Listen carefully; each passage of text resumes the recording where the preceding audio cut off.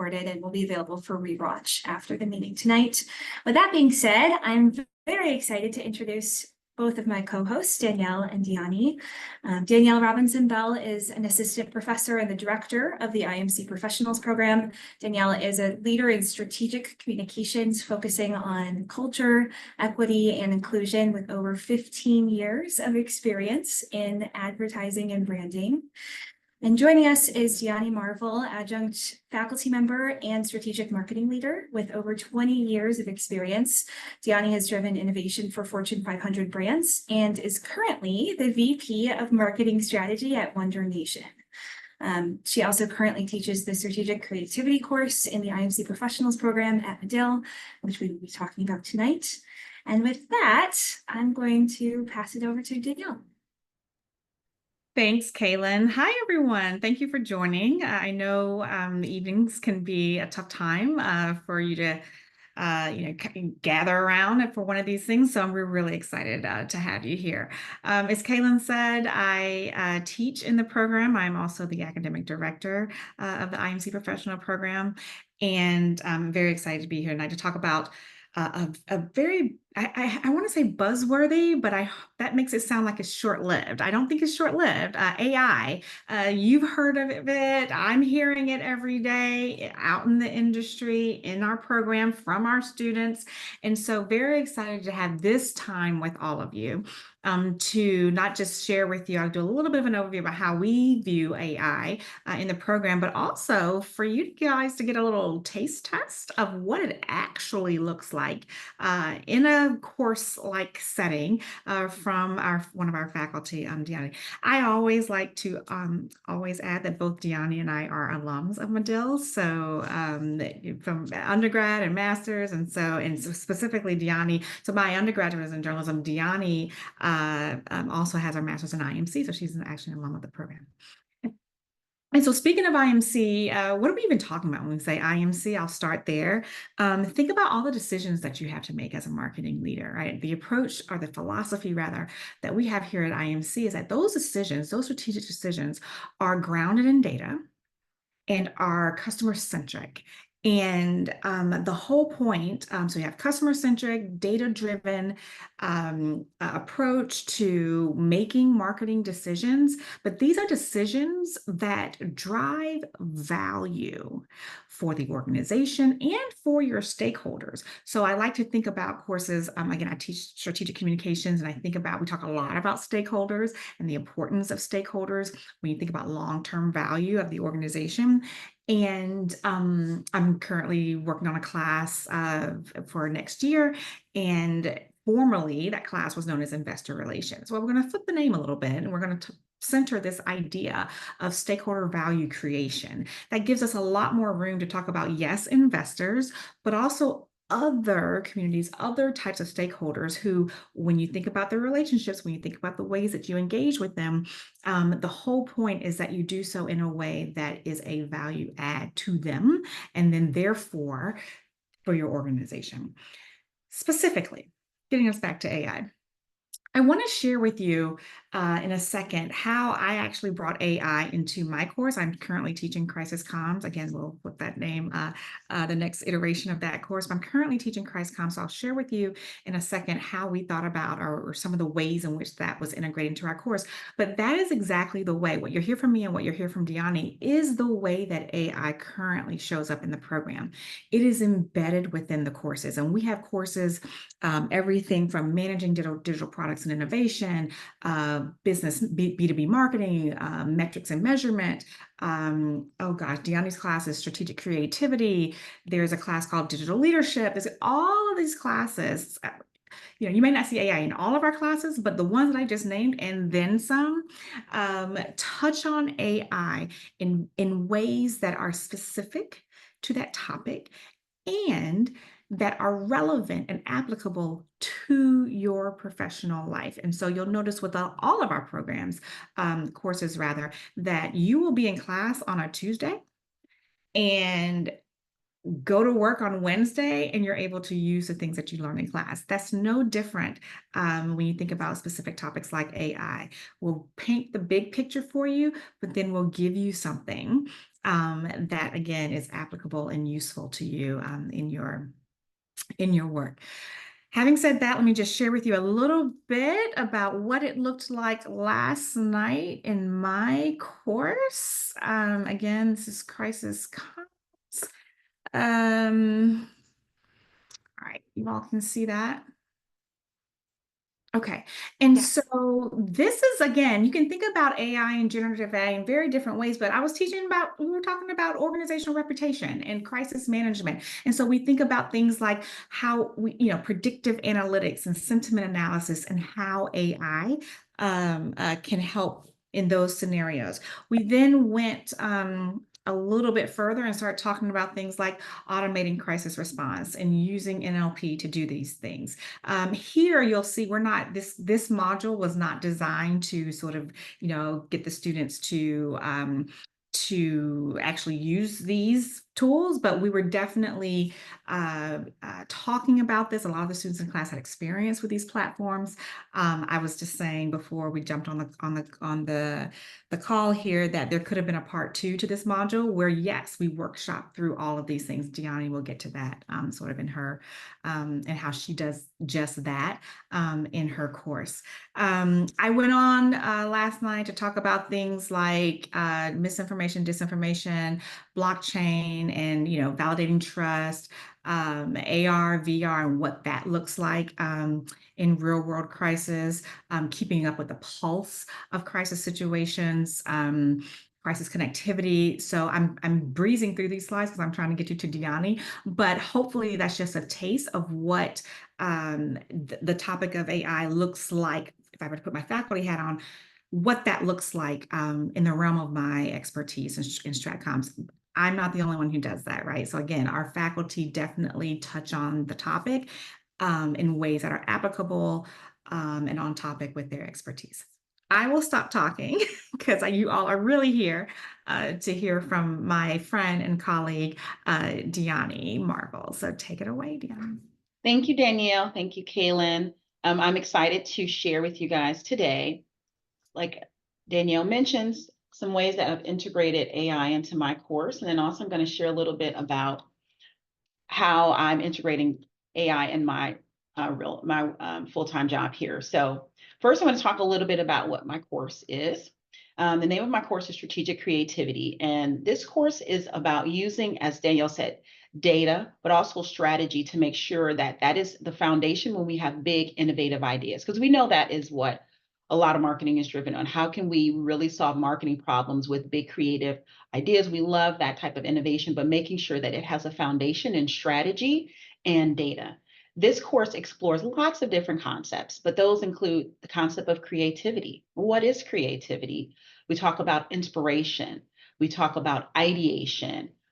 When it comes to ideas, we talk about risk and creative courage and what is the scale of those ideas. We talk about inspiring creative thinking in others and the impact that generative AI has. Now, I want to say that when the course was first developed, Gen AI was not incorporated into it. So the first year, the course content was the course content. But then after Gen AI and ChatGPT launched and a lot of language models and all those pieces, I just felt like I would be remiss if I did not include those concepts in terms of the class. And my class is an online class. I love that. I have students from all over the world, mostly in the US, mostly in Illinois, but I do have some international students. So there's an opportunity for everyone, no matter where you are, to get lots of value. So I wanted to start with talking about why did I integrate generative AI into my course? Well, the very first reason, and I kind of hinted at that, is that looking at the different concepts that are going to be covered in the course and that I had built into the curriculum, generative AI is going to have a large impact on these pieces. Creativity in and of itself. When we think about ideation, divergent, so I think, and divergent is when you're putting forth lots of different ideas and thinking and you're really just getting volume, and conversion is when you converge those to get smaller. It has a role in both of those, but particularly conversion is what comes top of mind. When we think about idea analysis and also data analysis as well, there's a role for all of those pieces. And so when I thought about that, I'd say, well, AI is going to have an impact here, so I want to include it in the course. And then also when we think about marketing in and of itself, there are so many impacts that generative AI is going to have. There are endless use cases. I think we can start talking about use cases, and then we would be talking for an hour on all the different use cases. Danielle brought up some of those in her talk there, just so much that we have there. Then there is this, and it is debatable, right? This human creativity versus generative creativity, but there is some point of democratizing creativity with the utilization of the skills. So there's a person who's not necessarily a creative who can bring forth creative content, right? It increases the efficiency of marketing. When you have a tool where you're able to produce at a low cost or sometimes no cost in volume, that's efficiency. Like I said, it's cost effective. So these are not tools that are a lot of investment. Now, if you invest in a platform, of course, but you can get access to some base models for free till no cost. And then it's accessible to everybody. So this technology was brought to the marketplace and they didn't lock it under lock and key. They made it available to everybody. So all of those pieces together says that it's going to have a huge impact on our industry. But this is not without its challenges. So utilizing generative AI has risks, it has challenges. There are biases built into these tools, and anyone who's kind of done reading, you understand that. And if you've used the tools, you will have seen that. It makes sense because the training data is biased. All of the stuff that's pulled in is biased. So the outputs are going to be biased as well. We have things like hallucinations. It makes up things. That is a characteristic of AI and generative AI that makes it creative, but it's also a characteristic that makes it risky. We have copyright issues. What's used on training data? What's output? Can I copyright it? Can I use it? Lots of questions. There's misuse all over the place. When you look at audio, there's a lot of misuse there. Sometimes it's entertainment. When we get like a Drake remix or we get something with Tupac with new lyrics, that's fun. But there is misuse with a lot of the tools. There's a lack of knowledge from a lot of people. How do I use it in my job? How do I use it safely? What am I supposed to be doing? We're hoping that integration in courses like we've done here with the IMC program will help with some of that. And then there's such a rapid evolution. Just keeping up with what's new and what's available is just so much. And all of these are the challenges. So for me, and when it came to my course, I felt like I had this opportunity to allow this exploration in a safe space.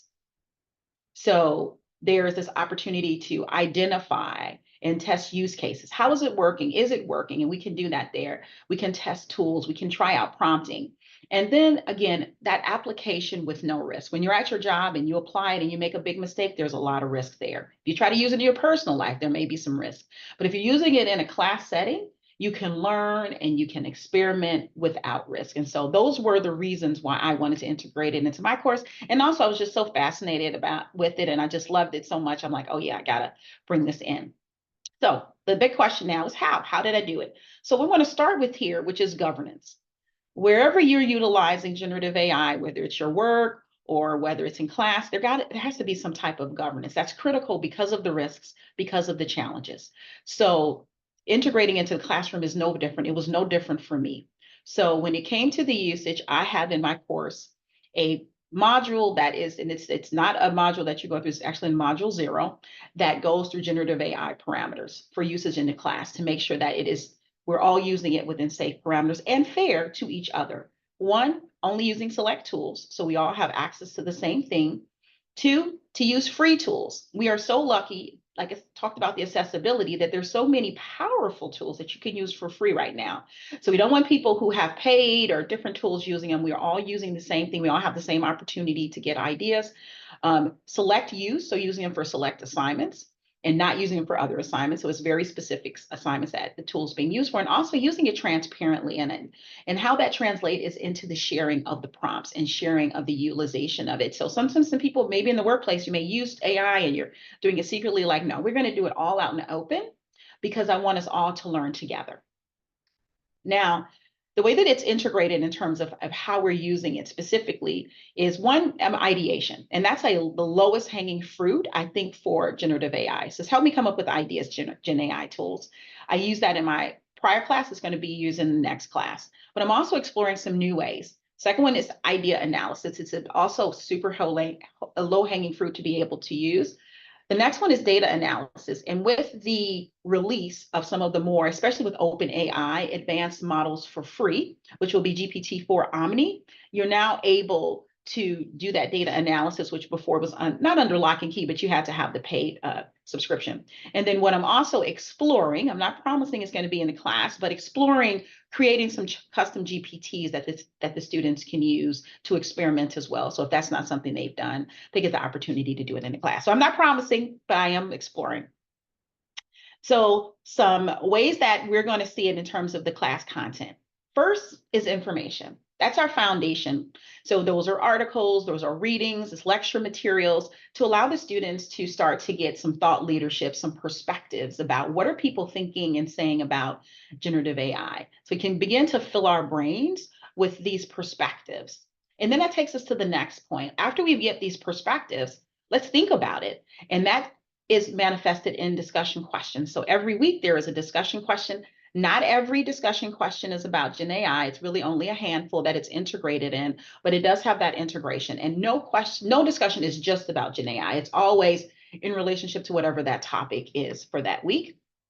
And the last way is practice. That becomes important for us to get that information, fill our minds with the knowledge, think about it and discuss it, and then let's put it into practice. That's going to be in assignments, both group and individual, and as well as our synchronous session. So Danielle was talking about her session with the class last night. They were going through some information, going through some exercises and workshopping. So that's what I do in my class as well. And we've built some generative AI in.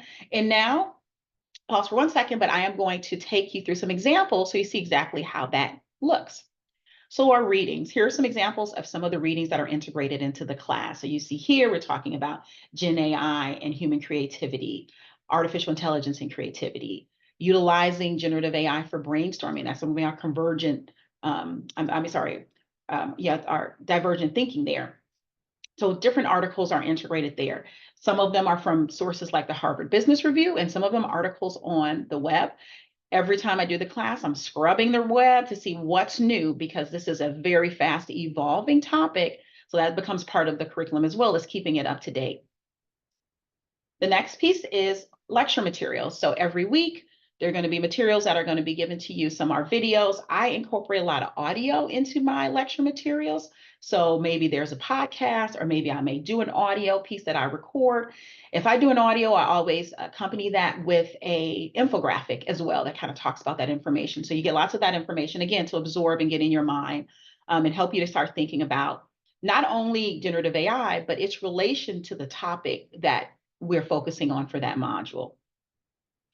And then the discussion questions. So then we're moving on to thought. So how are we allowing, or how am I in the class, are we kind of talking about this? So in this example here, this is one of the discussion questions. I think it's actually toward the end of the class where we think about collaborative thinking methods.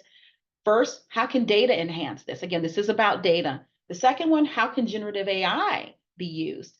And then here you see how the student one, talks about the technique that they taught, that they picked. Then they talk about how generative AI, and then other students will then start to comment. But it's interesting that when the other students commented, they didn't comment that much on the main technique. They commented on the generative AI piece. So, the students are getting involved and getting this opportunity to think and talk about it. And I think that's so important. Now we'll move on to some practice. So assignments. So there is integration in both individual and group assignments. Here's some examples here. So this actually is a week 1 assignment here where you find an example of creativity in marketing. There are some pieces that you learn throughout that module about how we designate or look at creativity. And then there's a question, say, how could AI have been used to help develop this idea? So we're taking that knowledge and we're having a little bit of a retrospective perspective to really help you kind of envelop and understand how it works. And then it's not just asked, it's also incorporated into the rubric. So I showed down here, and the rubric is more than 10 points, but this is the one component where I'm asking you to do it, and I'm also going to evaluate it on, have you incorporated it? Is it possible? Have you kind of absorbed the readings and the understandings there? And then also on the right here, we have a group assignment here. And in this piece here, where in my class, we have a class client that we're going to do an actual real live, current, help them solve a current problem. Part of it is, and we're going to bring forth ideas. Part of the ask of the students is to use generative AI to help with their divergent exercises. So help them come up with all of those ideas. And then again, it says here, note the prompts you've used so we can all learn from each other. What worked, what didn't work, what was successful, what went sideways, etc. So that's an example of practice and assignments. And here's something I wanted to share. So this was one of the assignments. They used it for divergent activities, but something interesting happened. So we think, oh, we're putting everything into these AI tools and everybody's ideas should be really creative and different. Well, what I found as I was looking through the groups is that there was some duplication in ideas. They weren't 100% the same, but there was some similarities. And this was one example, which was empty plates that showed up. And then I communicated back to the teams to say, hey, multiple of you guys have this empty plate. You may want to talk and decide on one group to present it. But that was something, honestly, I didn't expect. It's kind of unexpected. But then, you know, we were able to work it out throughout the class. So even this type of learning gives you a good sense of, or at least you some sense of how generative AI is going to work in your workplace, or just how it operates there. And then here's an example of a synchronous session that we do. So a lot of times in my synchronous sessions, we may do some breakouts and we may do some, some practice projects here. So this one is, because my class is in the fall to winter, I will focus on Halloween themes or Christmas themes, etc. So this one, it's a part 2. This is the second part of a breakout where they're focusing on Scotch tape for the holidays, and they have to pick a brainstorming technique and they have to incorporate AI. And then they have to share out, okay, this is what we use. This is, what our experience was with AI. These are the prompts, etc. And I want to share an idea that was really fun that came out of this exercise here. And this was Kris Jenner inspired. This was a technique called figure storming. And that's where you take a celebrity and you say, hey, I look through their eyes. How could I do this, whatever this idea or concept or problem you would have? So they put that into the generative AI tools, and out popped all these great ideas. And the whole class, we just had such a ball with just talking about this. And, what I love about it is that transparency. So that all the students, they feel very comfortable say, well, we put this into the, generative AI generated all of these ideas. So like the different types of tapes, Chris's creative tape, Kim's couture tape, Courtney's Kids Corner tape. Generative AI created all of those. They were very proud to say that and to, I put that work out.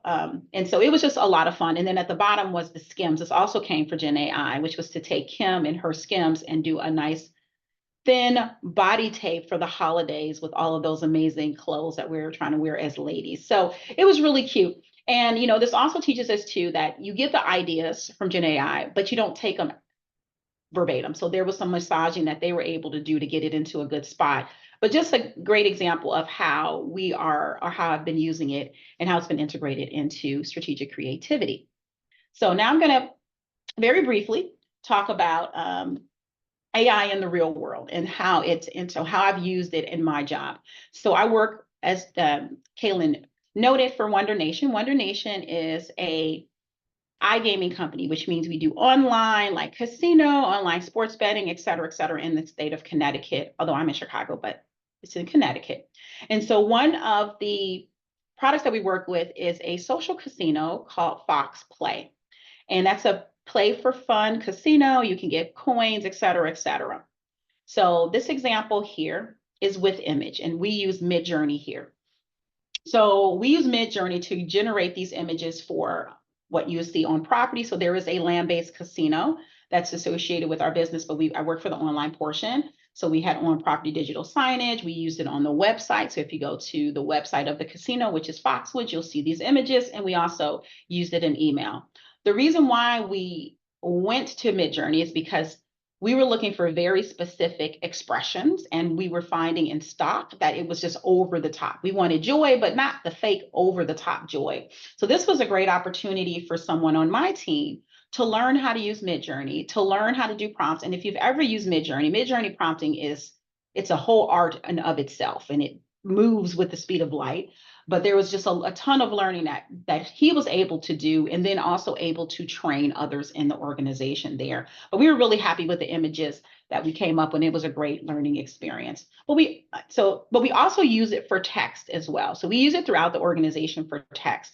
So we have email subjects and subheads that we do every month. So maybe we're supporting our social casino here, And what we've created, or I've had the team create, are custom private GPTs. So you can't get to our GPTs, they're private, but we use them and they're pre-programmed with all of the information about our brand, about how we would like to be communicated, we even put in how many examples we want out, because I always believe in options. So we ask for 5 heads, 5 subheads. And then I'm also a Frankensteiner. So we pull the best from each one to get to the best option at the end of the day. We use it for website bios. So we have bios for all of our employees because we're a small organization. So we use it to maybe rewrite, fine tune, expand, etc. We recently launched a podcast, and sometimes when we're dealing with topics that we're not as familiar with, we may go into the GPT and ask for interview outline. So helping us to outline what our podcast, maybe some, draft questions, etc. Again, we always go back and edit. We're never taking anything verbatim, but it gives us a great start. This is a really cool one, and it may be a little controversial to some people, but when we do promotions, instead of just going to legal counsel and saying, hey, could you just give me some rules? I'll shoot it into GPT, or we'll shoot it into a language model, and we'll get a draft. We'll take that model, we'll clean it up, we'll send the draft. What does this do for us? It cuts down time tremendously. So instead of me putting a request in, getting it a week later, I give them a draft, and in a day or two, I have final rules.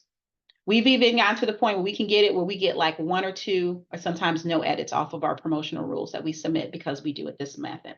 But again, we're not taking it from a language model and then just shooting it off and posting it to the website. We are utilizing the opportunity to edit. My boss and myself, we speak on a lot of panels.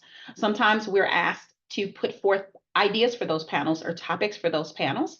So we use it to help refine panels. So if I say, I want to do a panel on AI in marketing, what can I talk about? It'll help us kind of refine those. Or I want, give me, 10 different topics. So we will do it that way. We'll use it maybe for some social media copy and this more. Again, we've learned to use the text tools to really help out with our work. And at the end of the day, what this is helping us do is really be more efficient. I have a small team. They're small, but they are very mighty.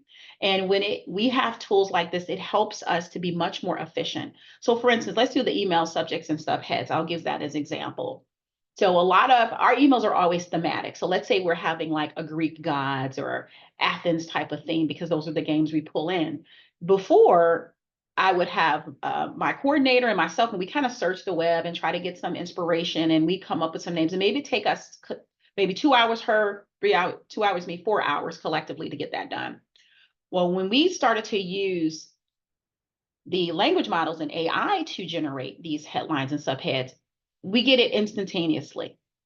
And a lot of times they came up with stuff we didn't even think of, like, wow, I wouldn't have even thought about that. And again, we do a Frankenstein and we pull it together, but that gives us this great opportunity to be much more efficient. It's cut the time down significantly from what it would have been before. So instead of spending 4 hours collectively between us, we're spending like 15 minutes on this. And then we're able now to have more time to dedicate to other tasks.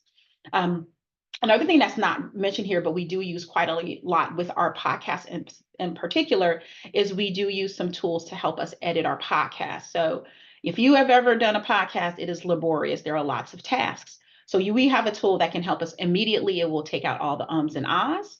It will produce a transcript. It will produce a summary. It will also let us know the most interesting clips if we wanted to use those for social media. And that is a paid tool that we use, but it has become invaluable because I literally have one junior person who's doing almost everything for the podcast. And if it wasn't for the Gen AI tools that she uses, she probably wouldn't have been able to get that work done and all of the other jobs that I have her do. So definitely efficiency, and it increases our productivity quite significantly. So real world to the classroom. So for me, I'm working every day in my job with my teams. And then when I have my class, what is important to me is to try to make sure that I'm taking what I'm learning in the workplace and applying that as something that the students can learn and apply in their workplaces, or at least the knowledge there. So there are these applications from the workplace to what happens in class. So at my job, we're working on an AI policy that is going to outline what tools, how do we use them, what do we use them for, how do we credit it, etc. We're doing all of those things. When in the classroom, that translates to those usage parameters that I shared earlier. Excuse me.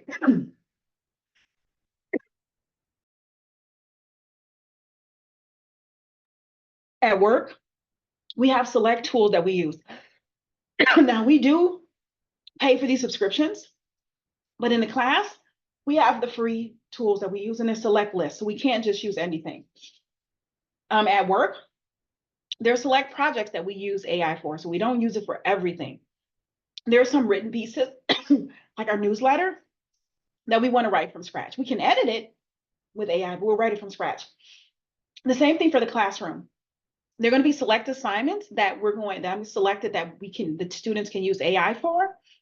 And the other ones are going to be their own work, and it'll be very clear what those are.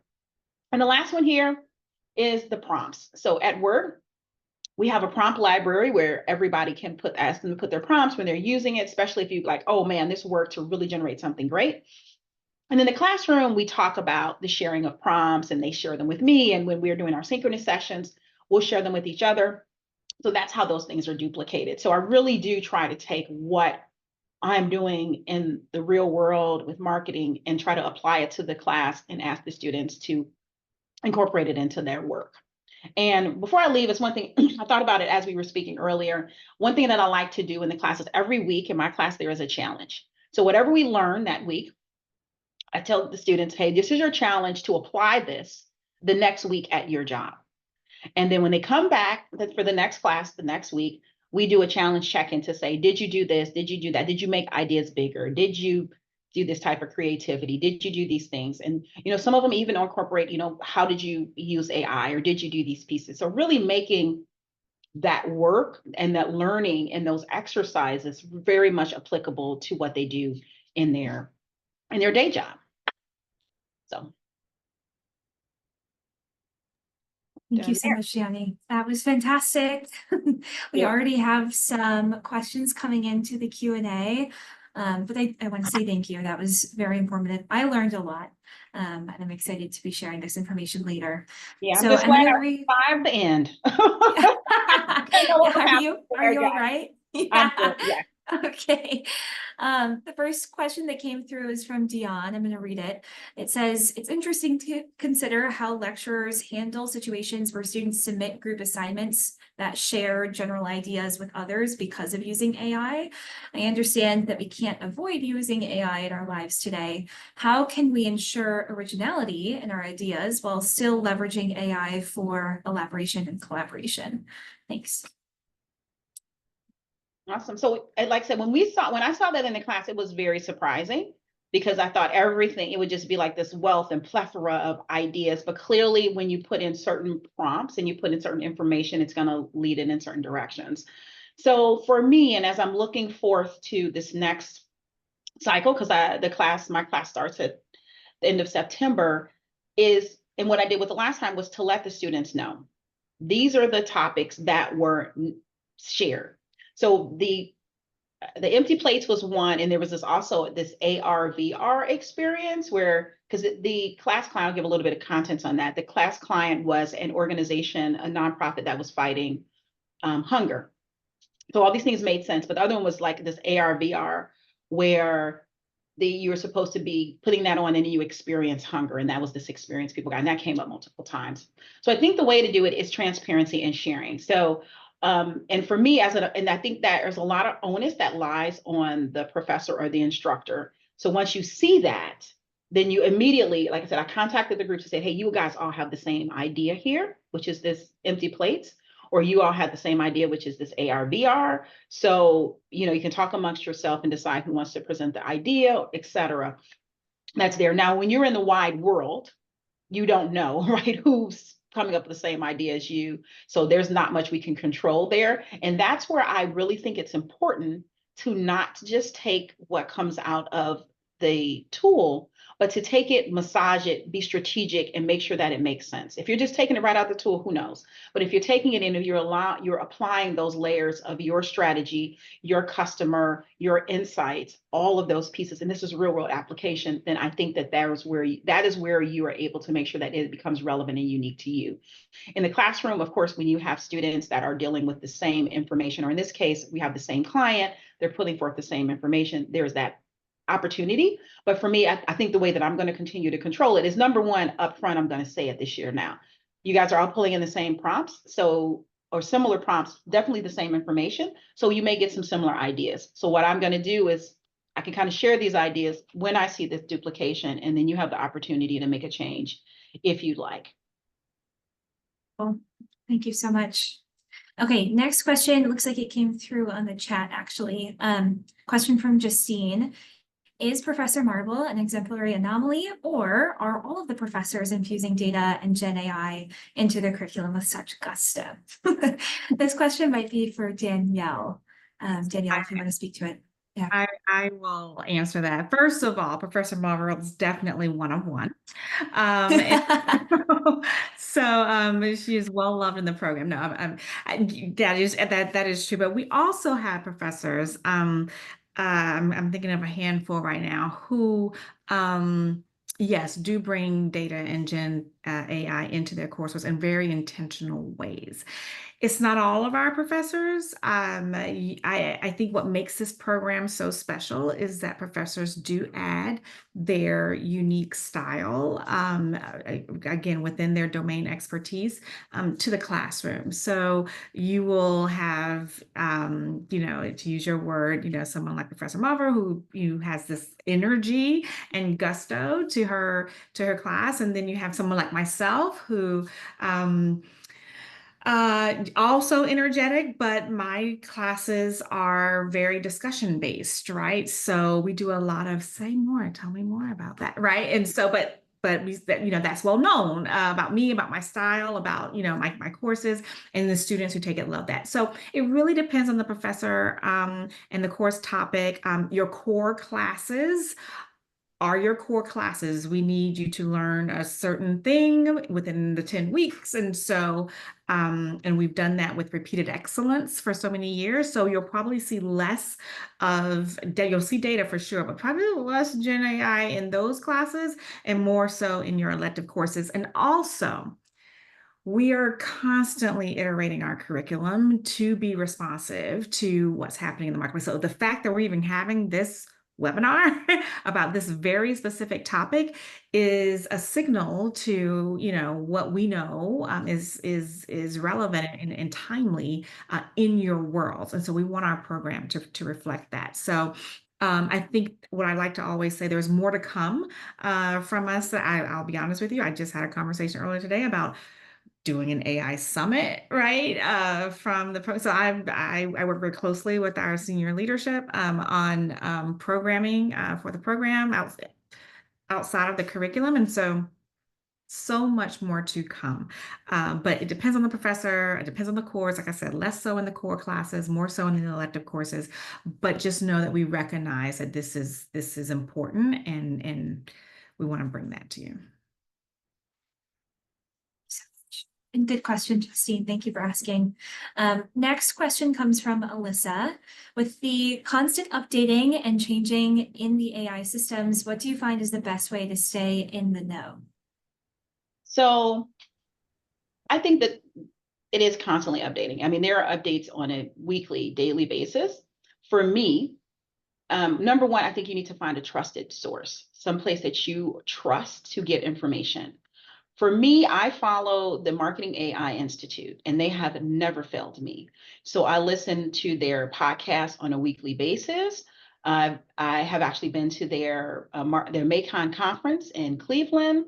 I have my team go to they have free monthly trainings. And so my team goes that, everyone, no one, especially people who don't have knowledge about AI. So everybody has taken that preliminary training there. They also have a newsletter. And I just find that they are very good curators of AI information. So that's one. And then also you can follow thought leaders that are in the space. You can follow, number one, follow the main platform. So you're going to be looking at Google and OpenAI for sure.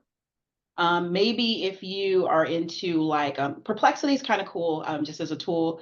Let me see what else. So just kind of following those main, it's for the main foundations. And then also, of course, there's a lot that goes on with Meta and Meta AI, and that's, open model, et cetera. So, you look for those key voices. There are a lot of sources that are not great. They will act like experts, and then you're just getting a lot of spammy junk.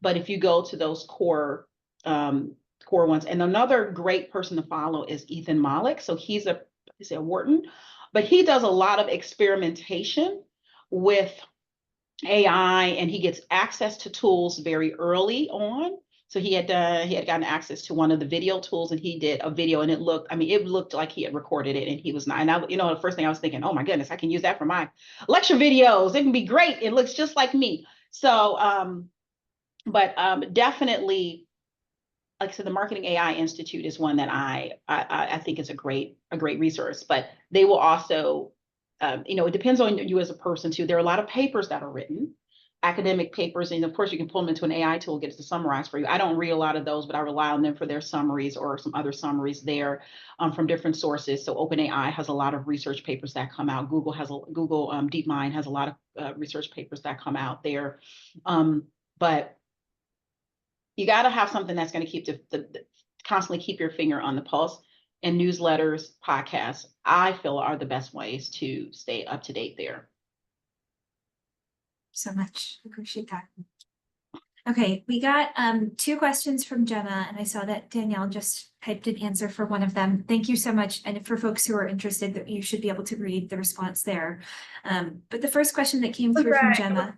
It was, I'm asking her, I want to answer it live, but I'm asking her to share a little bit more about, give me a little bit more context, and then we'll go from there. But I'll answer it live.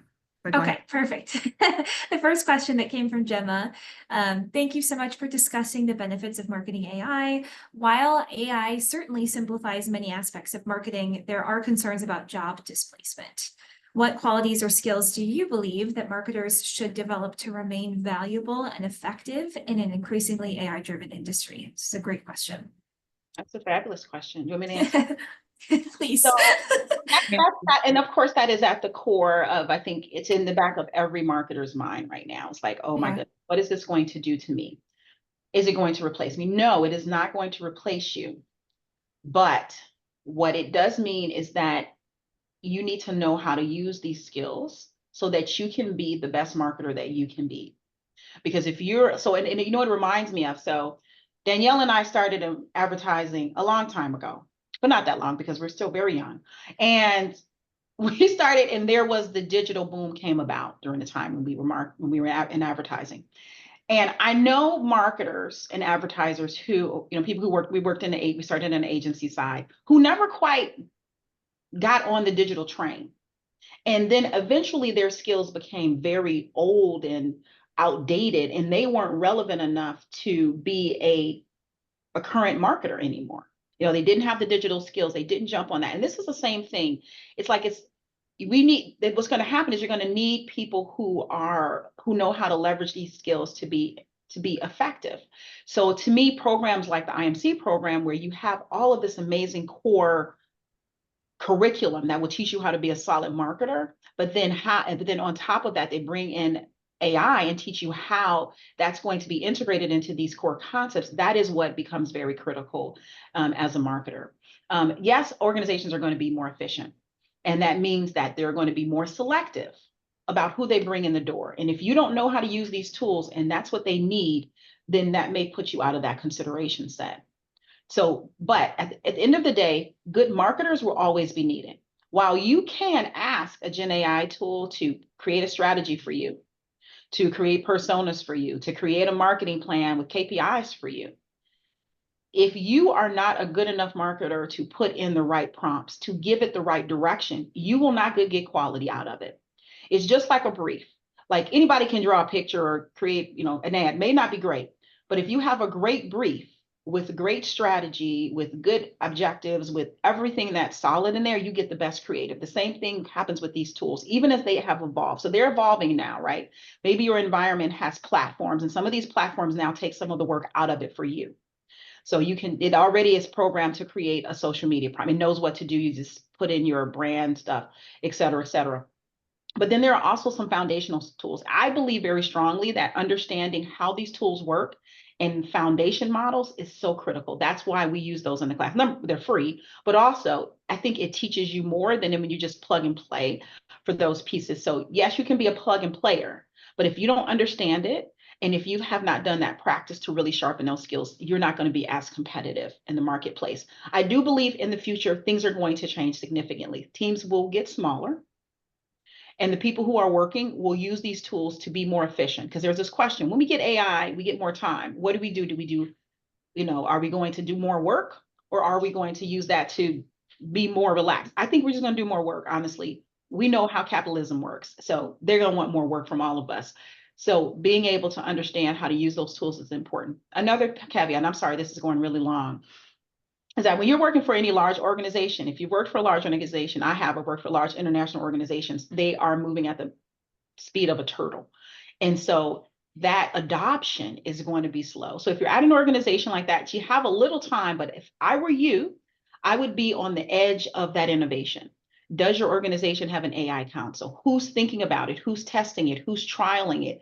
Be on that forefront, because a ton of organizations are at 0 or 1 step. I feel like my organization is still very early, and I'm very progressive in terms of how I think about it. So be part of kind of figuring out what that change is. Be part of trying to figure out what those use cases are, because they're definitely going to have an impact. I also feel like it's going to have a big impact on data analysis. When you have a tool and you can just ask it trends versus programming it in trends, that takes a lot out of the equation. So understanding how you use it, so when it comes around for the hiring or rehiring or restructuring, you are part of that solution and you are part of what's happening. So I tell my team, I don't care what you think, you are going to be a marketer of the future. So you're going to train, you're going to understand how to use these tools. We're going to practice, we're going to get these use cases, and we're going to know how to do it, because you're not going to be obsolete not working under me. And so you got to have that same mindset for yourself, so that you learn the skills, you learn the tools, you're in the right places where you can learn in a safe environment, so that when you get those opportunities and they become applicable to your work environment, you're able to take advantage of those. Sorry for the long answer. That was just phenomenal. Thank you. Yeah, Danielle. And share something that I heard someone say. So AI is not going to replace you, but someone who can and understands the language of AI and knows AI may replace you. Mm-hmm. Yeah, it's so funny. I was talking to a friend of mine. She works actually for an airport in the communications department. She was sharing about one of her employees, and she was like, "Well, she's not a good writer." She's like, "But she's become a good writer with AI." So I mean, it was a funny kind of statement, but it's like, utilizing these tools to be better. How can you use them to be better at what you do, so that you become the person who's not replaceable because you're using it AI. So you're bringing more value, better work, faster work, better quality, etc. Yeah, thank you both. I'm going to circle back to Gemma's question. She wrote, Professor Bell, you mentioned that marketing AI could influence the decision-making of various stakeholders. From my internship experience, and then there's a note, the internship was through the marketing department of a nonprofit organization about student housing. I've observed that many managers are hesitant to accept AI-generated answers, often rejecting them before fully assessing their quality. What is your perspective on this reluctance, and how can stakeholders be encouraged to trust and effectively utilize AI insights? So I think it depends, right? I think some industries are further along in this than others. There are industries for which compliance matters. Privacy issues matters.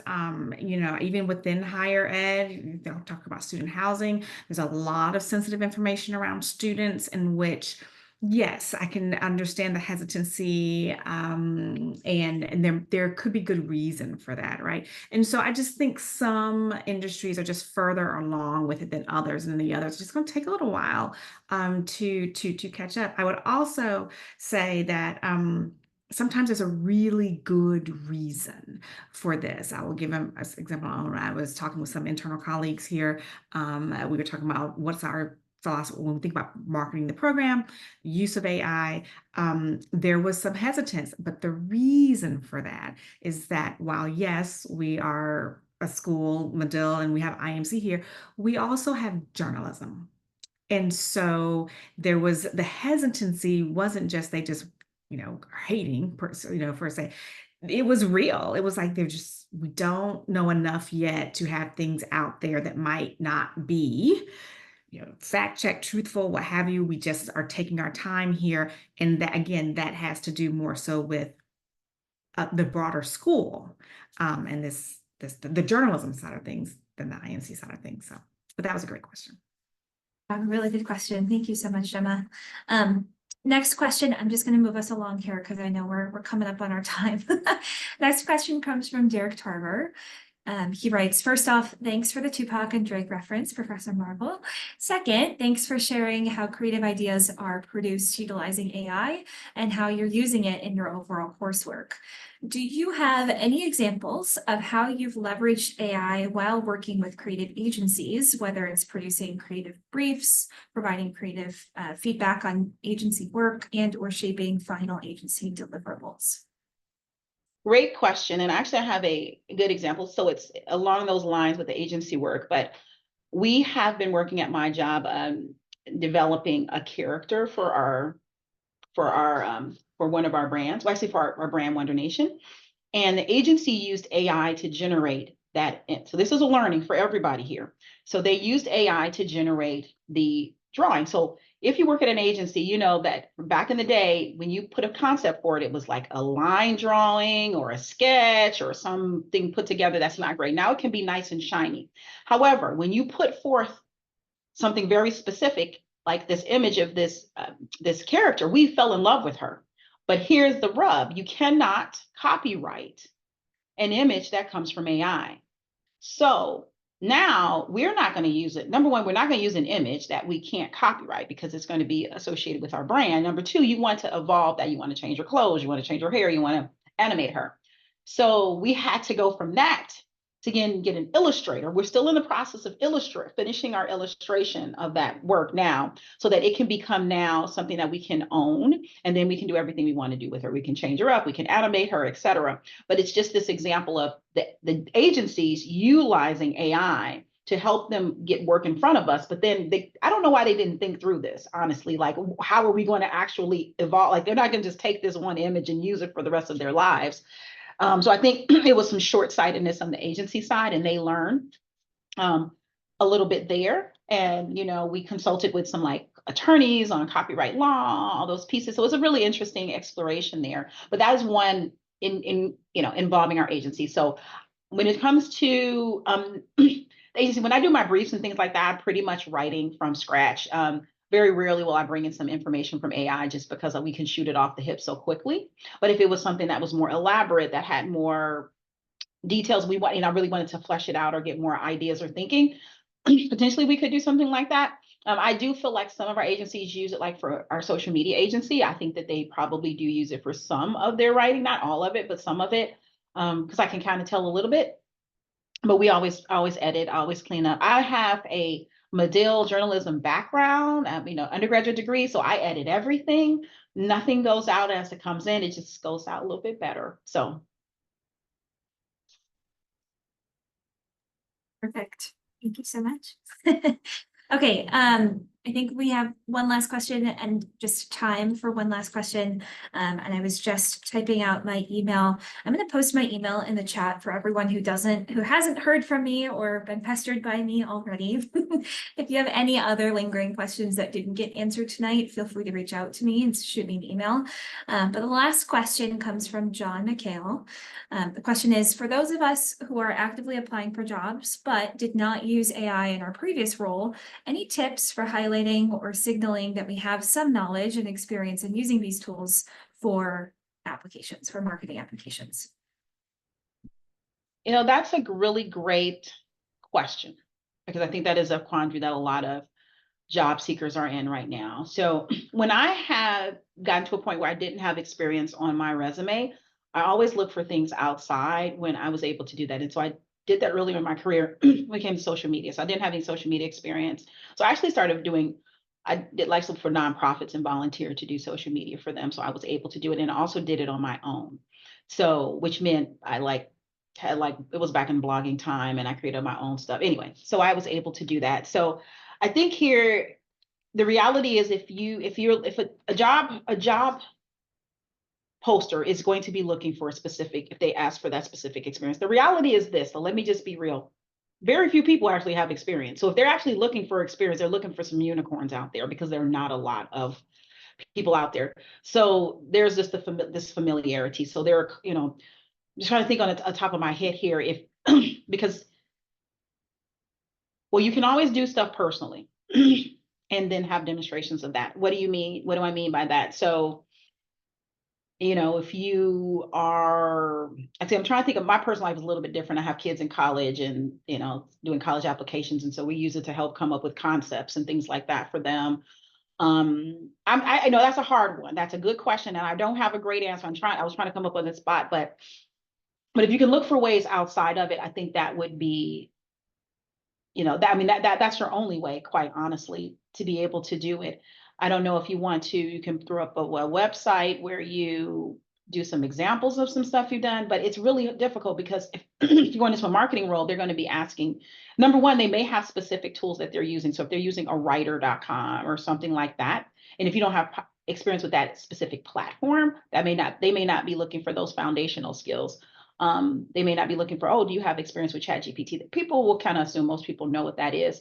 And honestly, there are some jobs that will give you a test. So and this was a much more junior role, but my niece was applying for some social media roles, and she was given tests or some, experiments right there where she was able to use ChatGPT or another language model, Claude or Gemini or something like that, to kind of show her proficiency. But part of it too is just they expect you to use it. So there needs to be an openness. So one thing, I didn't have an idea here, is knowledge. Okay. So can you talk about it knowledgeably?